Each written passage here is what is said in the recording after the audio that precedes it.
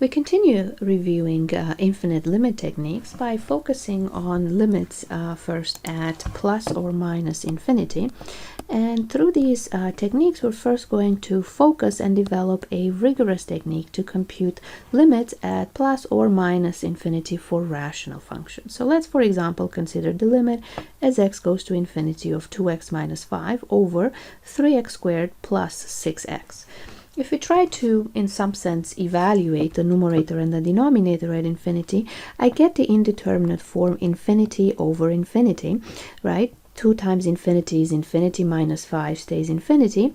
And for the numerator, infinity squared is infinity times 3 plus another 6 times infinity only makes that be also infinity. So we're dealing with another indeterminate form, infinity over infinity. In order to overcome this hurdle, what we're going to do is to identify x to the highest power in the denominator, and that's going to be this x squared. And what we're going to do is we're going to divide both numerator and the denominator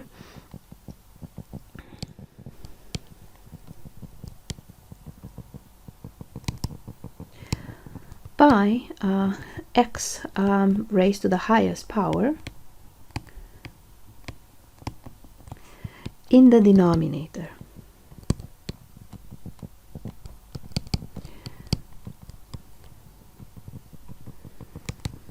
And of course, as with every limit, things will simplify, and we're going to be able to use what we've previously learned about the function 1 over x to compute the limit. So let's do just that. We're going to have the limit as x approaches infinity of 2x minus 5, everything divided by x squared. And then we're also going to divide the denominators, 3x squared plus 6x divided by x squared. We can, of course, split up the numerator and denominator into individual fractions. So we will have 2x over x squared minus 5 over x squared, everything divided by 3x squared over x squared plus 6x over x squared. As with every limit, we have to produce some cancellation before we can evaluate the limit. So let's look on the first form. We can cancel an x and we obtain 2 over x minus the 5 over x squared stays, divided by the x squared and the x squared cancel and we get a 3 plus 6, the x cancel and we simply get 6 divided by x. And now at this stage, after having produced the cancellation, we can try to so-called evaluate at infinity, and we understand the forms that we did use previously.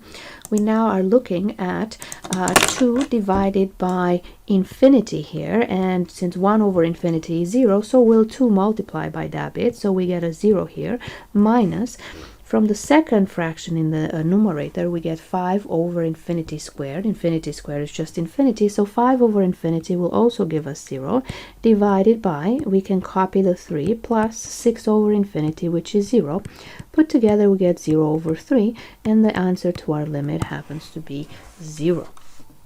Looking at another example, let's say the limit as x approaches negative infinity this time around of, say, 3x squared plus 1 over 2x squared plus, say, x. Computing this limit, if we try to evaluate again at infinity, we get 3 times infinity squared plus 1, so infinity, and for the denominator, same thing, we obtain the value of infinity.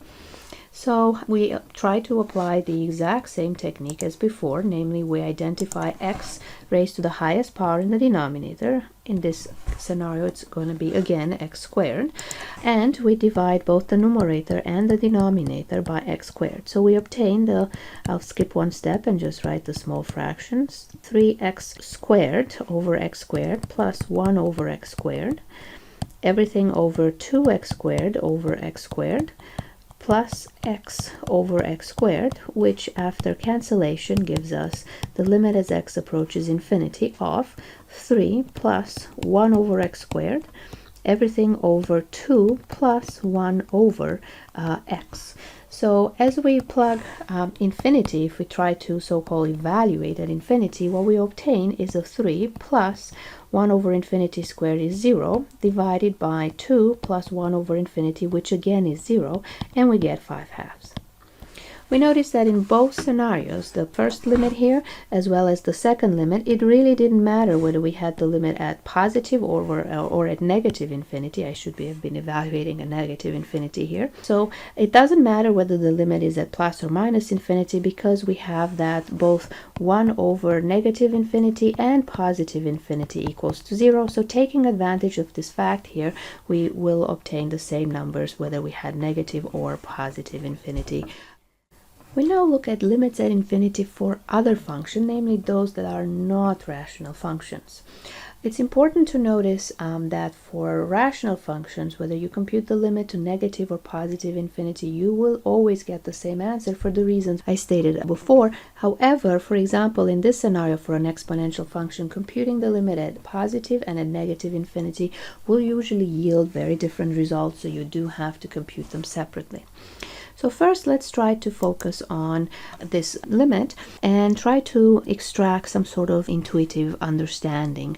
L'Hopital will easily give us the correct answer for these limits, and we will always try to invoke L'Hopital for these limits, but it's really important that we truly understand the intuition for the behavior of this function and why the answer that L'Hopital will in fact give us turns out the way it does. So let's start by trying the usual technique, namely try to evaluate the function at infinity. What is e to infinity? Well, let's recall the graph of the function e to the x. And we notice that it goes through the point of coordinates 0 and 1.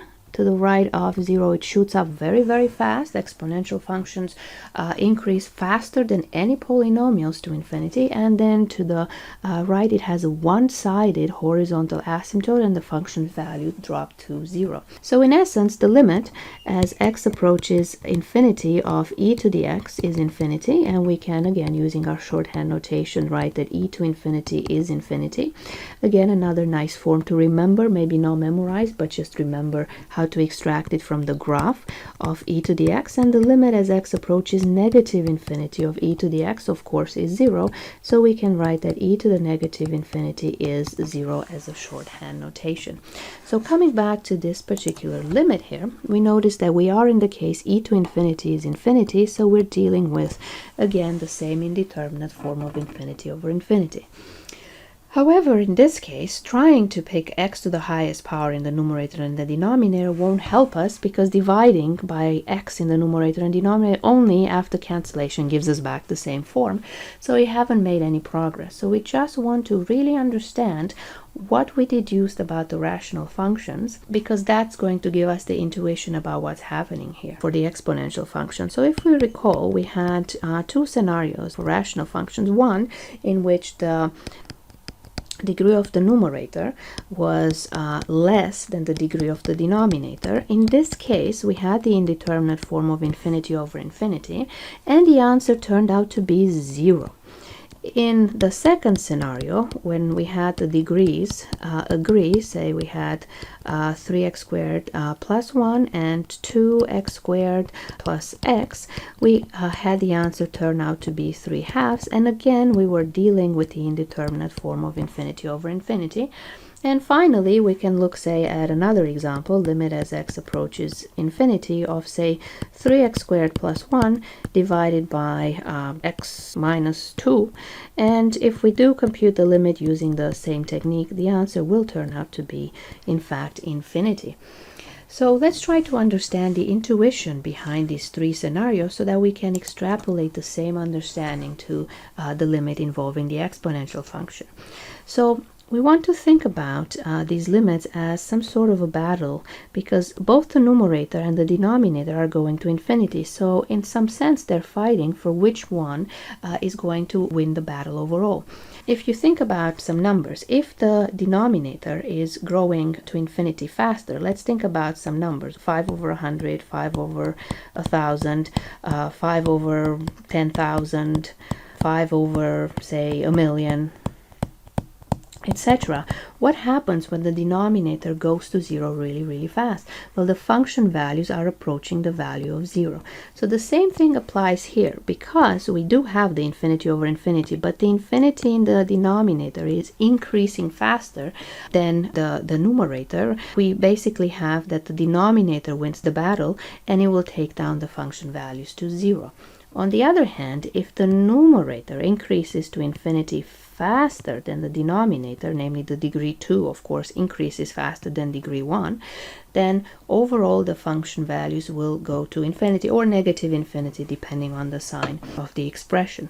Finally, we get a tie when the degrees of the numerator and the denominator agree, namely we have x squared and x squared in this scenario. So there is in some sense a tie, because both numerator and denominator increase to infinity at the same rate, and therefore what we get as the answer to our limit is the coefficients, the leading coefficients for the x squared, namely 3/2.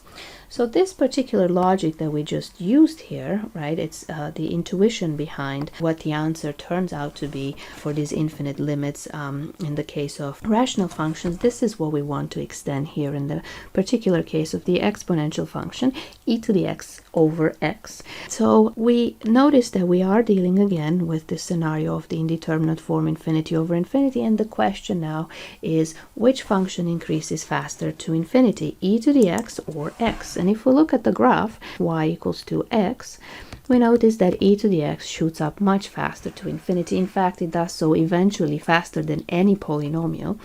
Doesn't matter how high the degree is. So for that reason, the numerator wins this battle, so the answer will turn out to be infinity. Of course, this is just the intuition behind these limits. We will see in a video later that L'Hopital actually gives us a correct algebraic technique to compute this limit, but it's important that we understand also the intuitions behind this limit so that we understand function behavior.